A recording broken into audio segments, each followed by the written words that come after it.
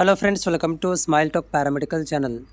Friends, BSc nursing admission ಆಗಿರುವಂಥ ವಿದ್ಯಾರ್ಥಿಗಳಿಗೆ college ಯಾವಾಗ ಸ್ಟಾರ್ಟ್ ಆಗುತ್ತೆ ಅನ್ನೋದೊಂದು ಪ್ರಶ್ನೆ ಇರುತ್ತೆ. ಸೊ ಈಗಾಗಲೇ ನೀವು ಪ್ರೈವೇಟ್ ಕಾಲೇಜ್ಗಳಲ್ಲಿ ಹೋಗಿ ಅಡ್ಮಿಷನ್ಸ್ ಮಾಡಿಸ್ಕೊಂಡಿದ್ರೆ ನಿಮಗೂ ಕೂಡ ಅವ್ರು ಹೇಳಿರ್ತಾರೆ. ಸೊ ನಾವು 2ನೇ ಸುತ್ತಿನ ಕೌನ್ಸಿಲಿಂಗ್ ಪ್ರಕ್ರಿಯೆ ಮುಗಿದ ನಂತರ ಅಥವಾ ಒಂದು ವಾರದ ನಂತರ ಕ್ಲಾಸಸ್ಗಳ ಬಗ್ಗೆ ನಿಮಗೆ ಮಾಹಿತಿನ ಕೊಡ್ತೀವಿ ಅಂತ. ಅದರ ಜೊತೆಗೆ ಏನಂತಂದರೆ ನಮ್ಮ ಇಂಡಿಯನ್ ನರ್ಸಿಂಗ್ ಕೌನ್ಸಿಲ್ ಅವರು ಹೇಳ್ತಿರೋದು ಏನಂತಂದರೆ, ಸೊ ಈಗಾಗಲೇ ಒಂದು ಆಗಸ್ಟ್ ಮಂತಿಂದ ಏನಂದರೆ ಅಕಾಡೆಮಿಕ್ ಇಯರನ್ನು ಆರಂಭ ಮಾಡಬೇಕು. ಅದರ ಜೊತೆಗೆ ಅಡ್ಮಿಷನನ್ನು ಇದೇ ತಿಂಗಳಲ್ಲಿ ಸೆಪ್ಟೆಂಬರ್ ತಿಂಗಳಲ್ಲಿ ಅಡ್ಮಿಷನ್ ಪ್ರಕ್ರಿಯೆಯನ್ನು ಕ್ಲೋಸ್ ಮಾಡಬೇಕು ಅಂತ ಮಾಹಿತಿಯನ್ನು ಕೊಟ್ಟಿರುವಂಥದ್ದು.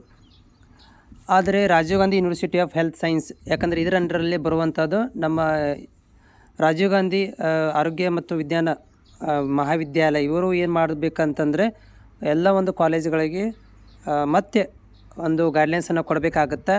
ಕಾಲೇಜುಗಳನ್ನು ಆರಂಭಿಸ್ರಿ ಅಂಥೇಳಿ, ಅಥವಾ ಸಂಬಂಧಪಟ್ಟಂತಹ ಒಂದು ಕಾಲೇಜುಗಳಿಗೆ ಅವರು ಮೇಲ್ ಮುಖಾಂತರ ಅಥವಾ ಒಂದು ವಾಟ್ಸಪ್ ಗ್ರೂಪ್ ಮುಖಾಂತರ ಎಲ್ಲ ಪ್ರಿನ್ಸಿಪಲ್ಗಳಿಗೆ ಮಾಹಿತಿನ ಕೊಟ್ಟಿರ್ತಾರೆ ಯಾವಾಗ ಕ್ಲಾಸಸ್ಸನ್ನು ಆರಂಭ ಮಾಡಬೇಕಂತ. ಯಾಕಂದರೆ ಸೊ ಈ ಒಂದು ಯೂನಿವರ್ಸಿಟಿ ಅಂಡರಲ್ಲಿರೋದು ಇಂಡಿಯನ್ ನರ್ಸಿಂಗ್ ಕೌನ್ಸಿಲರು ಇದಕ್ಕೆ ಗೈಡ್ ಮಾಡ್ತಾರೆ, ಏನಂದರೆ ಕ್ಲಾಸಸ್ಗಳನ್ನು ಸ್ಟಾರ್ಟ್ ಮಾಡಲಿಕ್ಕೆ ಹೇಳಿ ನಿಮ್ಮ ರಾಜ್ಯಗಳಲ್ಲಿ ಅಂತ.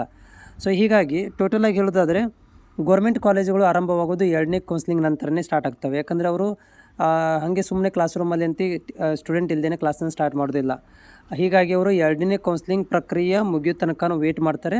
2ನೇ ಪ್ರಕ್ರಿಯೆ ಮುಗಿದ ಮೇಲೇ ಸಣ್ಣಗೆ ಕ್ಲಾಸಸ್ಗಳನ್ನು ಸ್ಟಾರ್ಟ್ ಮಾಡಿಬಿಡ್ತಾರೆ. ಅದಾದಮೇಲೆ ಇವರು ಪ್ರೈವೇಟ್ ಕಾಲೇಜಿನವರು ಅವರು ಮನ ಬಂದಂತೆ ಮಾಡ್ತಾರೆ. ಯಾಕಂದರೆ ಒಂದೊಂದು ಕಾಲೇಜಲ್ಲಿ ಏನು ಮಾಡಿದ್ದಾರೆ, ಈಗಾಗಲೇ ಕ್ಲಾಸಸ್ಗಳನ್ನು ಸ್ಟಾರ್ಟ್ ಮಾಡಿದ್ದಾರೆ.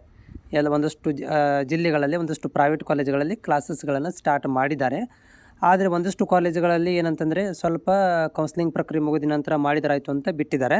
ಸೊ ಇವೆಲ್ಲ ಓವರಾಲಾಗಿ ಹೇಳೋದಾದರೆ ಇದೇ ತಿಂಗಳ ಕೊನೆಯ ವಾರದಿಂದ ಗೌರ್ಮೆಂಟ್ ಆಗಿರ್ಬೋದು, ಪ್ರೈವೇಟ್ ಆಗಿರ್ಬೋದು ಎಲ್ಲ ಕಾಲೇಜುಗಳು ಆರಂಭ ಆಗುತ್ತೆ, ಕ್ಲಾಸಸ್ಗಳು ಸ್ಟಾರ್ಟ್ ಆಗಿಬಿಡ್ತವೆ.